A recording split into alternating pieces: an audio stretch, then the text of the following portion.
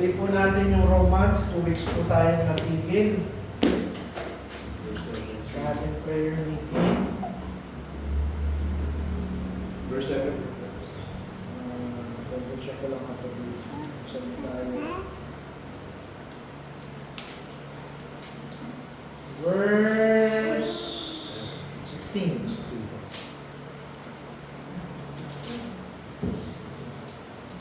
Hindi sure kung anong verse.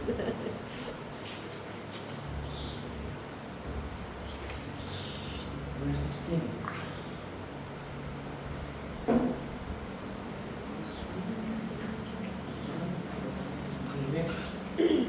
Romans 12, verse 16. Be of the same mind one toward another. Mind not high things, but condescend to men of low estate. Be not wise in your own conceits. Po, bago tayo magsimula, manalangin po muna tayo. Panginoon, salamat po sa araw na ito. Salamat sa pagpapatuloy namin ang serye namin sa Romans chapter 12, Panginoon. Huwag kapagutan ko ng araw ng bawat isa ng tama po ang aming bigyan sa Panginoon. Salamat po sa biyaya ng ito salita at sa pagkakataong makapagtipon po kami bilang magkakapatid Panginoon sa inyong pangalan. Salamat po sa biyaya niyo. In Jesus' name we pray. Amen. So makita natin dito, makakasila ulit. Okay lang po bang ipatayo mo?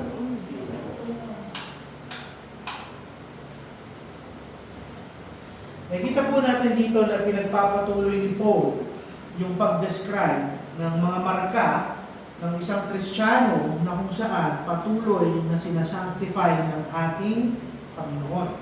Buhay ng isang Kristiyano na patuloy niyang inaayos. At niya, ina-address niya yung isa sa pinakamalaking threat sa loob ng isang church at ano yun? Conceit.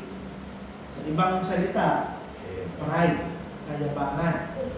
And up to this point, tinuturuan tayo ni Paul sa Romans chapter 12. Tinuruan niya tayong umibig, maglingkod, mag-endure, matutong maging hospitable, generous. Kung doon nagkakamali, 2 Tuesdays ago, magkaroon ng empathy.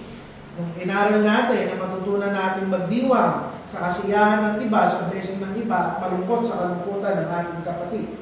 And now, he is telling us that what holds all of the things na inaral natin so far patungkol sa ating church, walang iba kung hindi yung salitang humility. Ang sinasabi sa atin ni Paul dito ng ating church, pwedeng magkaroon ng maayos na doktrina, aktibong ministeryo, malinaw na pag-iibigan sa bawat isa, but the moment that conceitedness or pride enters sa loob ng ating iglesia, nasisira yung tinatawag nating unity. Nung sinabi niya sa simula, be of the same minds. That is why tinuturuan tayo ng verse 16 na bantayan ng ating mga puso sa pride, pagmamataas, pagmamayabang, at i-pursue ang pagkakaisa sa pamamagitan ng pagpapakumbaba. 3 punto lamang yung tuturo sa atin ngayon ni Paul. Una, let us pursue. Pag sinabi natin pursue, aktibong hanapin, pilitin magkaroon ng pagkakaisa ang ating mga isipan. Pangalawa, sabi sa atin ni Paul, i-practice natin yung pagpapakumbaba sa lahat ng tao. Actually, hindi lang pagpapakumbaba. Ang sabi doon, samahan natin yung mga nagpapakumbaba at yung mga taong mabababa. At pangatlo, tinuturuan tayo ni Paul to reject yung self-conceitedness. Una, sabi doon, be of the same mind, one toward another. Sinasabihan tayo ni Paul na i-pursue natin yung pagkakaisa ng ating mga isipan. Meaning, yung pagkakaisa, yung unity, spiritual responsibility yan ng buong iglesia. Ng bawat isang parte ng ating iglesia. Inuutusan tayo ngayon ng ating Panginoon that believers are to be of the same mind. Hindi ibig sabihin ito na uniform tayo. Uulitin natin na ang unity, hindi yan uniformity. Pag sinabi natin uniformity na pare-pareho tayo ng personalidad, ng kilos, ng lahat, ng opinyon, Pero hindi. Ang sinasabi dito, magkaroon tayo ng parehong pag-iisip. O sa ibang salita, maging pareho yung attitude ng bawat isa na pareho tayong hinuhubog ng salita ng ating Panginoon. Bakit kaya mind yung ginamit na salita rito? Dahil sa mga naunang verses, ano yung sinabi patungkol sa mind? Anong verse yun? Do not be conformed by this world, but be ye transformed by the renewing of your minds. Meaning, ina-expect dito ng Panginoon na magkakaisa tayo, hindi dahil pare-pareho tayo o lagi tayo nagkakasundo, pero unawa niya na kung saan dapat nagkakaisa tayo dahil pare-pareho dapat tayong hinuhubog ng salita ng ating Panginoon. Na tanging unity ng ating iglesia nakasentro sa salita ng ating Panginoon.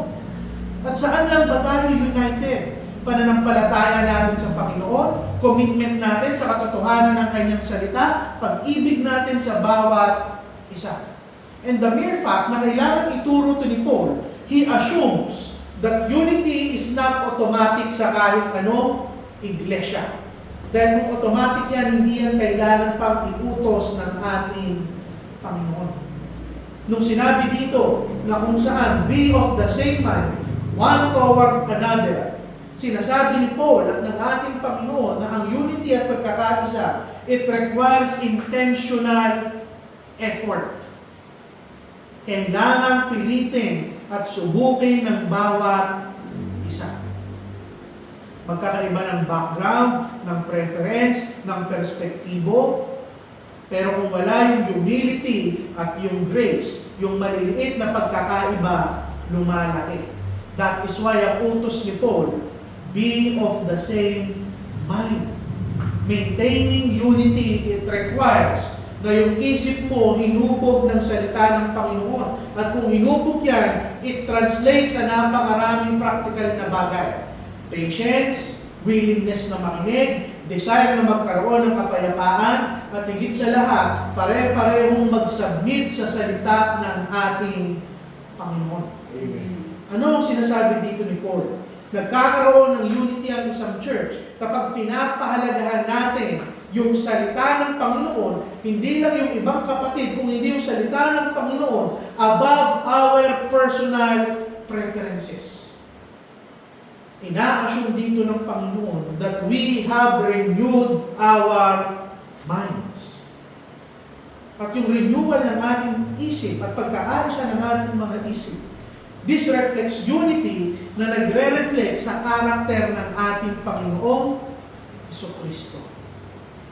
Ang isang iglesia na kung saan maayos ang samahan, nagkakaisa sa pagkilos, pinapakita niya yung realidad ng gospel sa isang mundong nanonood.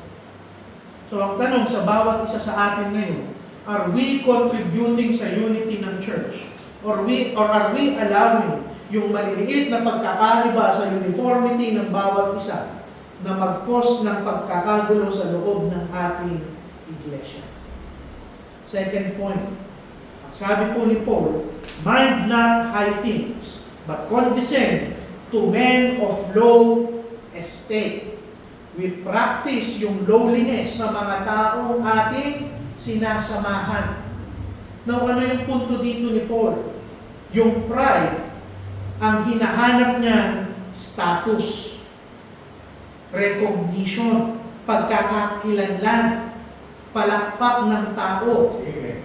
Pero, yung humility, yung pagpapakumbaba, ang hinahanap niya, yung mismong mga tao.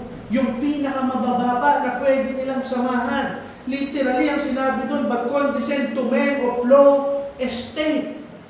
Nung sinabi ni dito ni Paul na to mind high things, ibig sabihin niya, yung isang tao, mas hinahanap niya yung status, yung makilala siya ng mga tao, ma-associate siya sa mga taong importante. In short, ang sinasabi dito ni Paul, kung mapagmataas ka, kung prideful ka, ang dinedesire mo, makita ka, maitaas ka, at mairespeto ka. Pero si Paul, ang utos niya sa atin yung kabaliktaran. Condescend to men of low estate. Meaning, willingly, ia-associate mo yung sarili mo sa mga taong nagpapaka hindi lang nagpapakababa, literal na mababa yung mga taong ino-overlook ng mundo, kino-consider nilang unimportant, dito ka sumama at dito tayo maglilingkod. At may kita natin na bago pa ito iutos ng Panginoong Hesukristo sa atin, siya mismo ang gumawa ng kanyang utos.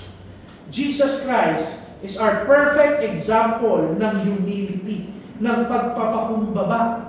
May kita nyo na kung saan sa pag-aaral natin ng Matthew, kailanman hindi sumama ang Panginoon sa mga taong mataas ang ranggo. Sa disipulo, kung bibilangin nyo, ilan lang dun yung mayaman at ilan dun yung mangingisda, mas marami yung mga mangingisda. Bakit? Ano ang gustong ipakita ng ating Panginoon? He does not need to seek yung company ng mga makapangyarihan. Ina-associate niya yung sarili niya sa mga mabababa, mahihirap. Actually, hindi lang mahirap, mga outcast. Yung mga taong nilalayuan ng society. Mga lepers, mga pilay, mga bulag, mga marurumi, mga may ketong. At pinapakita ng Panginoon na ang pagpapakumbaba at paglilingkod sa mga taong mas mababa sa atin, hindi ito kahinaan. But this is intentional love. Now, ano yung punto? Bilang mga mananampalataya, hindi tayo dapat magkaroon ng level sa loob ng ating iglesia. Amen. Ano ang sinasabi dito ng Panginoon? Hindi niya sinusukat ang isang mature na believer, ang isang Christ-like na believer. Hindi niya susukatin yung mga tao kasama niya sa estado, sa yaman, sa impluensya. Pipiliin niya yung mga tao na kung saan pwede niyang paglingkuran. Dahil ang katotohanan, humility ang nagtatanggal ng barrier sa loob ng ating iglesia. Sa katawan ng ating Panginoong Jesucristo, there is no place for partiality. Hindi dapat nahihiwalay ang iglesia base sa estado mo. Papasok tayo dito na nagkakaisa tayo, na pare-pareho tayong makasalanan na binigyan ng grasya ng ating Panginoon. At kung papahalagahan ng bawat isa yung kababaang loob, mas lalalim ang relasyon natin sa bawat isa, mawawala ang mga dibisyon, mananatili ang pag-ibig sa loob ng ating iglesia. Now, ano yung sinasabi dito ni Paul na application? If you are only drawn o nakapalapit ka lang sa mga tao na kung saan magbe-benefit ka, that is not a good part ng unity ng ating iglesia. But if you are willing to associate sa lahat ng taong dadalhin ng Panginoon sa loob ng ating iglesia, then you are pursuing unity. At yung huling punto po dito ni Paul, pangatlo, naaaralan natin. Sabi niya, be not wise in your own conceits. Kung titignan nyo, napaka-ironic nung dalawang salitang ginamit niya, yung wisdom at yung conceit. Bakit ganun yung irony ng salita ni Paul? To be wise in your own conceit. Ang ibig sabihin lang yan, to trust your own understanding. Mas magtiwala ka sa nalalaman mo at nauunawaan mo kaysa sa salita ng ating Panginoon at sa counsel ng ibang tao. That is to be wise in your own conceit. Ano lang ang sinasabi ni Paul?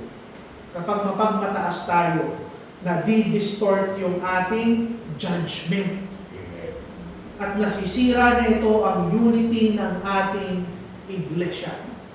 Paano mo mararamdaman o alam that you are wise in your own conceit? Kapag sinasabi mo sa sarili mo, tama ako.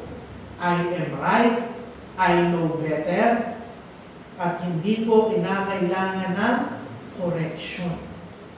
At yung attitude na ito, maghahatid sa atin na kung saan hindi tayo lalago.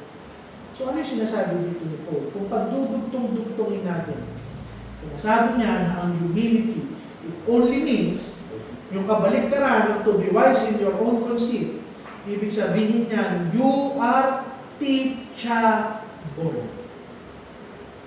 Hindi tayo pwedeng magturo ng salita ng Panginoon kung tayo mismo hindi marunong maturuan. Hindi tayo nakikinig. Ang isang mananampalataya na mapagpakumbaba, alam niya ang pangangailangan niya na upang lumago siya, kailangan ko ng correction, kailangan ko ng instruction, kailangan ko ng encouragement na nanggagaling sa mga taong inilagay ng Panginoon sa aking paligid. Marunong dapat tayo makinig sa salita ng ating Panginoon. Dahil ang katotohanan, yung pagiging teachable, ang sabi ng Biblia, sa ating mundo kasi, kapag ikaw yung nakikinig at ikaw yung natututo, say for example, sa loob ng isang kumpanya, ikaw yung mahina, ikaw yung mababa. Pero sinasabi ng Panginoon kabaligtaran, ang pagkakaroon ng isang teachable na puso, marka ng maturity ng ating mga spiritualidad. Panghuli, kung bakit sinasabi ni Paul, be not wise in your own conceit, because pride leads to division. Yung pagiging conceited, nakasentro sa ating mga sarili, ito yung gumagawa ng conflict sa loob ng ating iglesia. Pero yung pagpapakumbaba, ang binubus niya, ang pinopromote niya, ang kapayapaan, because it seeks to understand others above myself. At paano sinasanctify ng Romans 12:16 ang ating iglesia? Sabi nga natin, tatlo lang yung punto natin. Pinopromote niya yung unity ng ating mga kaisipan sa salita ng Panginoon. Pangalawa, kung tinatanggal natin yung ating mga pride, sisirain niya yung barrier sa loob ng iglesia. At pangatlo, ine-encourage tayo ngayon ng verse na ito, na ipakita ang pagpapakumbaba at teachability ng ating mga puso. Ano yung punto? Kung isang building, uneven yung kanyang pundasyon, mabilis yan, bumabagsak. Ano yung punto? Kung yung building, yung hollow blocks, hindi mo naman yung itatayo, yung isa pa vertical, yung isa pa horizontal. Pag tinayo mo yan, pantay-pantay. Ano yung punto? Kapag yung iba sa atin nakatayo at nagmamataas, uneven yung ating pundasyon. Tandaan nyo na kung saan, kung magkaroon man ng lindol, yung pinaka-safe na mga tao ay yung nakayuko doon sa matigas na bato. Kung bakit walang dapat tumayo sa loob ng iglesia, dahil dapat pare-pareho tayong nakayuko sa pundasyon natin at walang iba kung hindi ang ating Panginoong Jesucristo. So ano sinasabi lang natin? Church, let us guard ourselves against pride. I-cultivate natin yung pagpapakumbaba dahil ito yung mag-iingat ng pagkakaisa ng ating iglesia. Be of the same mind, one toward another. Be not wise in your own conceit. Diyan lang po muna natin tatapusin. Okay?